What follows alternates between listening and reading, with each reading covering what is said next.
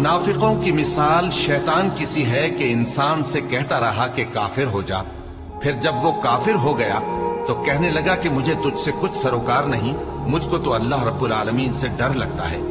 تو دونوں کا انجام یہ ہوا کہ دونوں دوزخ میں جائیں گے، ہمیشہ اس میں رہیں گے، اور بے انصافوں کی یہی سزا ہے۔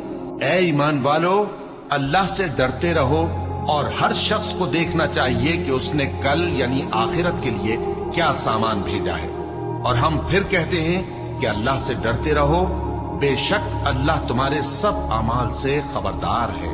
اور ان لوگوں جیسے نہ ہو جانا جنہوں نے اللہ کو بھلا دیا تو اللہ نے انہیں ایسا کر دیا کہ وہ خود اپنے آپ کو بھول گئے۔ یہی لوگ ہیں نافرمان۔ اہل دوزخ اور اہل بہشت برابر نہیں، اہل بہشت ہی کامیابی حاصل کرنے والے ہیں۔ اگر ہم یہ قرآن کسی پہاڑ پر نازل کرتے تو تم اس کو دیکھتے کہ اللہ کے خوف سے دبا اور پھٹا جاتا ہے۔